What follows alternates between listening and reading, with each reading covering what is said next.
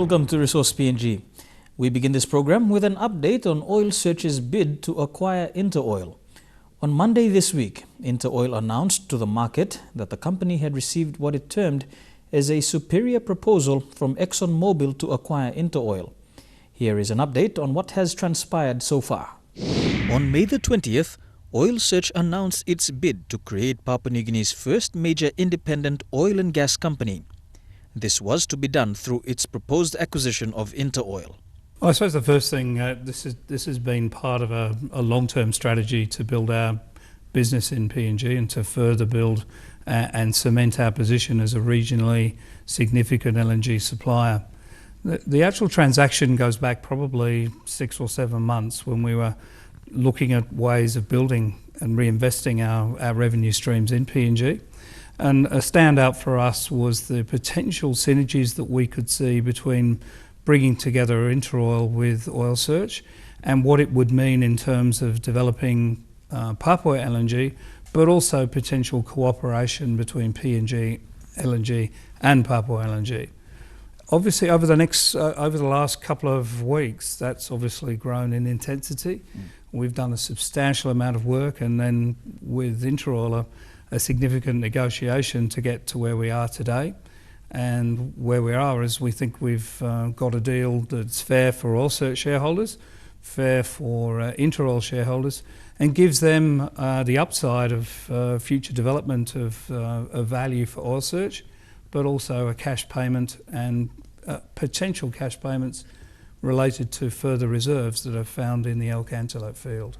This proposal put forward by Oil Search was to the tune of 6.5 billion kina. Immediately following the announcement of this bid, the board of Interoil unanimously voted in favour of recommending its shareholders to accept this offer from Oil Search. Shareholders are due to vote on this proposal from Oil Search on the 28th of this month. However, this proposed transaction took a twist earlier this week, with one of the world's super majors, ExxonMobil, announcing its bid for Interoil. This deal thought to be around the region of 7 billion kina. According to the board of Interoil, the proposal put forward by ExxonMobil constitutes a super proposal to that of the Oil Search transaction. Under the terms of the ExxonMobil offer, Interoil shareholders would receive a payment of $45 per share of Interoil paid in ExxonMobil shares and a contingent resource payment which would be an additional cash payment of approximately $7 per share. Interoil says that its board of directors continue to recommend the Oil Search transaction to its shareholders. It will be interesting times ahead to see which transaction becomes successful. Ahead on Resource PNG, we take a look at coconut research in Papua New Guinea. Stay tuned.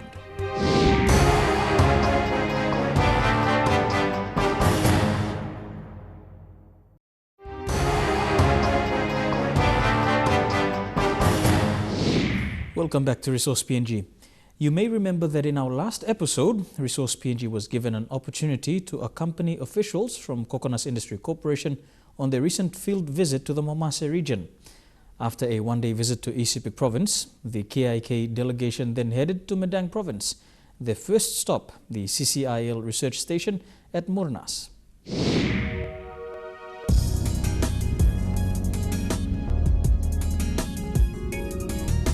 On the back of their visit to EMTV Province, the team from Coconut Industry Corporation, KIK, continued on to Madang Province for the next leg of their Northern Region field trip.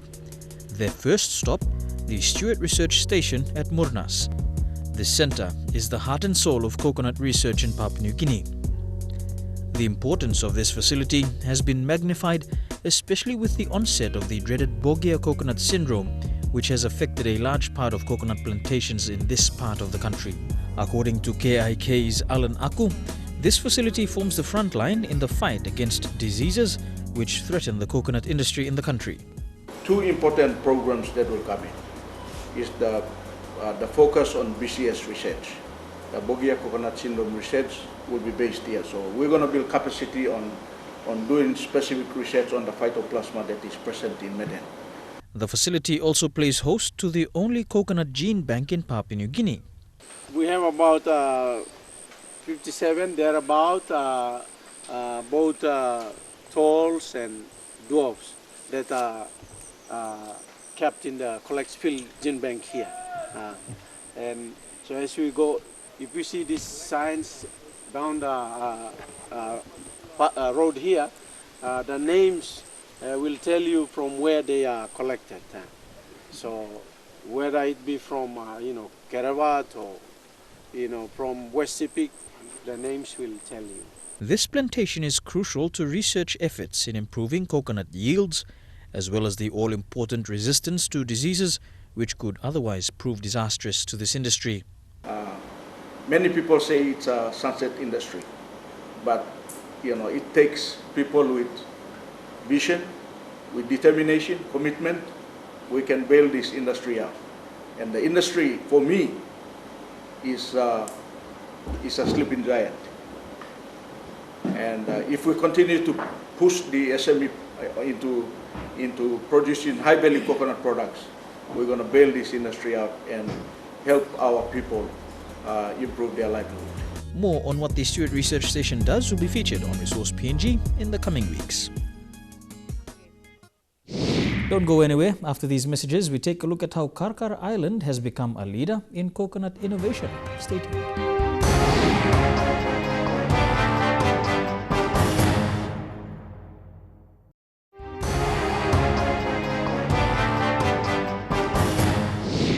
Welcome back to Resource PNG. Kakar Island, Madang Province, has been described as a leader in coconut innovation. On a recent visit to the island, Resource PNG had the opportunity to see firsthand steps taken by various plantations and estates in converting the humble coconut into various different products. Let's take a look.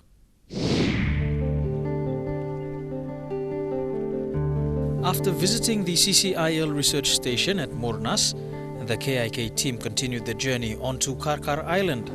The journey of about 30 minutes across the open sea from Kubugam on the Madang mainland.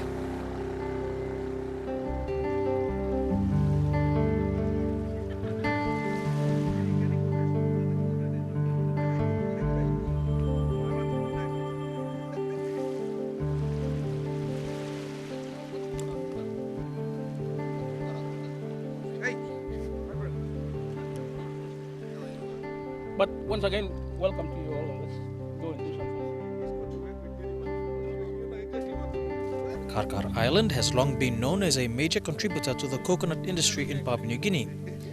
It's easy to understand why, with the island blessed with a rich soil and its isolation from the mainland a blessing, because the island has remained largely unaffected by the dreaded Bogia coconut syndrome.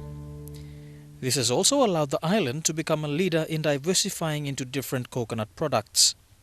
On their journey on Kakar, the KIK team met with Derek Middleton, a third-generation coconut farmer on Kakar Island.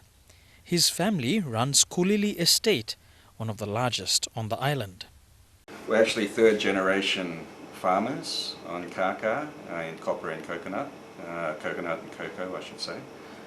And it was only recently that, due to cost restraints and the economy in the rural sector, that we were forced to actually look at the way we did business in agriculture, and biodiesel was something that we looked at and we thought, was a potential to save us money, and also, was a way of evaluating our coconuts, not just us, but all farmers generally, and getting a better price for the coconut as well as getting a lower fuel price. In recent years, Kulili Estates have ventured into producing biodiesel. So we ended up going into the biodiesel. We met up with a crowd in Cairns who were doing it out of cooking oil, waste cooking oil, and they couldn't find or source enough cooking oil, so they ended up, closing it down. So we ended up recruiting the technician Kevin from Cairns, and we started doing it here. At the moment, we're doing 600,000 litres a year of biofuel out of coconut oil. The biofuel, the potential of Kakar is 6 million litres, but unfortunately, being an island, we've got to export the fuel off the island to Madang and elsewhere in PNG. The process of making biodiesel is we use an animal or plant fat or oil and mix it with some chemicals to do a reaction what's called esterification or trans-esterification to make what's called FAME, a fatty acid methyl ester. So in basics, we get the oil which we've made next door, comes into the mixing vat, then we need an alcohol in the presence of a catalyst. For this instance we use methanol and the catalyst is potassium hydroxide. That at a certain percentage gets mixed into the oil and that gives us our reaction process, which at the end of that we then have two products. We have our crude biodiesel and we have crude glycerine, which is a soap. So after the mixing phase we go into separation phase. We need to separate the soap or the glycerine out of the fuel. The glycerine is heavier so it'll fall to the bottom, the fuel sits on top. Once that's completed, the fuel will go through a centrifuge over here, removes more remaining particles of glycerol and some fines. Once through there, we go through the purification stage. Once it flows through that system, it goes through a final filtration system and it's done. And this system here, we run 2 towers at a time. You've got a lead tower and a lag tower. 2 towers at a time, that'll produce, you can flow through 600 litres an hour through there. That's our finish, that's the finished biodiesel. Now there's two claims, there's two words, there's biofuel and biodiesel. Biofuel is when you can mix your coconut or your vegetable oil with your normal diesel, or you can burn that straight through your engine. That's classed as a biofuel. Once we do a chemical reaction, this is classed as proper biodiesel. We've actually changed the chemical background of the oil, so it's not oil, it's not coconut oil anymore, it's biodiesel. So we get the biodiesel, and this is what we call glycerol, or it's crude glycerine. At the moment, it's just a basic liquid soap. This can be broken down again and treated, which will give you three products. You can get a fatty acid, which can be used as a weed killer or to make solid soap. You'll get a middle phase, which is glycerine, which is used in foods, healthcare, skincare, skin products and so forth. And then you can also get the third phase is you can get a fertiliser, depending on what acid you use to break the split.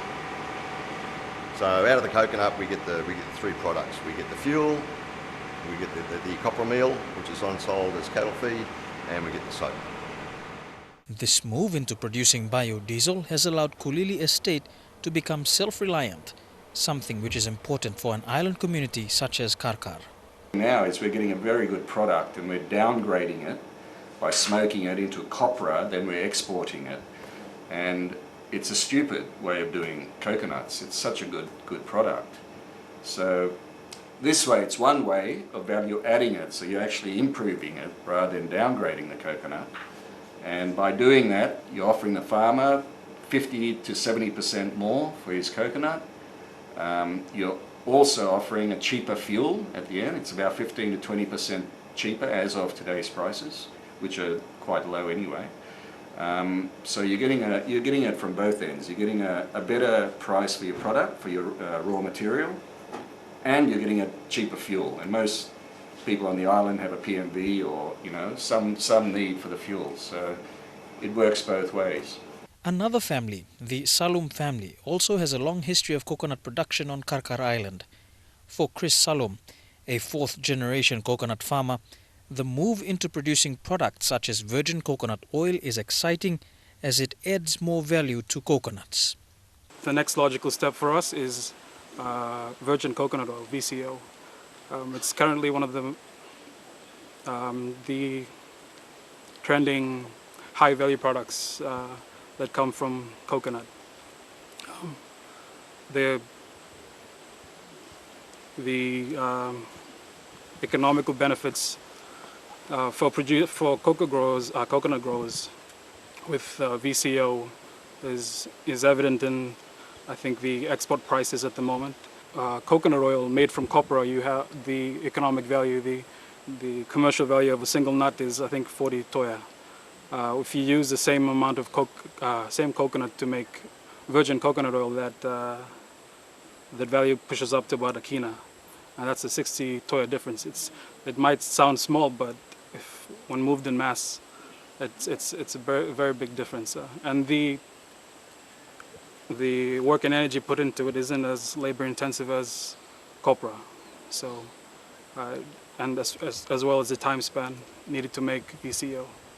So I think it's the next logical step for a lot of growers, not just us, but hopefully a lot more people get involved. It's also a great help to the immediate community. So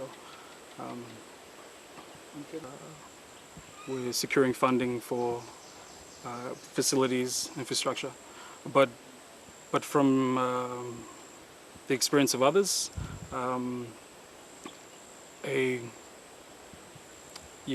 if you want to make, let's say, a ton in a month, you'd need to use up to about 500 nuts a day, which is large scale. But if you, I think the average small grower would use about 60 to 80 coconuts a day. And that, I think 15 coconuts make about a liter of VCO, if I'm correct. So if you move, you average around 10 liters a day for small facilities. We're trying to, we'll start small, as most people do, and then eventually move on to a village scale, and then hopefully a larger medium enterprise as we go along, diversify. Land issues as around the country is people are dealing with shortage of land. So I think the solution to that is diversification. So we not only look at VCO but other byproducts of that process. I think the people look at coconut flour, coconut vinegar, skimmed milk. It's diverse. I think that's the only word you could use. Having families carry on their legacies in coconut production is exciting. And for the Salum family, this is ever more so, with their father now heading the APCC, the Asia Pacific Coconut Council. Mr. Salum is actually based in Jakarta at the moment, and he's the Executive Director of Asia Pacific Coconut Community. This is an 18-member coconut community where 18 countries are members to this community. And Mr. Salum is the first Pacific Islander and from Papua New Guinea to be the Executive Director of this very important coconut organization. And for me, it's not a mistake that he should be there. And he's a third generation coconut grower. So, you know, that's, he's the best person who can be sitting there. The Salum's family has a vision. Their father is a coconut advocate, if I may say. He's worked in the coconut industry for more than 30 years. And so, you know, he's interested in coconut. He's now the executive director, but his interest is to develop the plantation. And his two sons here are university graduates who have graduated with degrees, but decided to come home and, you know, progress the plantation and to go into high-value coconut products is a bonus. There are some people who have, you know, graduates who have no jobs and they are in the cities looking for jobs, while, you know, two potential guys who could get employed, you know, somewhere in some company somewhere, decides to come home and, you know, push this business. And it's a challenge, you know. And so for me, it's a bonus to the coconut industry because we have educated people who want to venture into coconut business. And so that's a challenge to many young people who are out there, who are looking for jobs. Go back home and, you know, go into coconut business. But there are challenges that still remain for the coconut industry on Kakar Island. But there are also opportunities. The rural sector's gone through a long period of recession, so they can't self-fund this. They need outside assistance, and they need assistance on marketing the product, and all that sort of stuff that we find that we have to do in the agricultural sector. We have to do all that ourselves. We don't really get too much assistance. And that's how we end this episode of Resource PNG. A special thank you to the team from Coconut Industry Corporation for their help in putting this program together. If you'd like to get in touch with us, email us on the address now showing on your screen. For all the latest updates on developments within the resource sector in the country, check out our Facebook page. To view this program online, log on to the EMTV website where you will find a link to the Resource PNG page. Until the next time, pleasant viewing. Bye for now.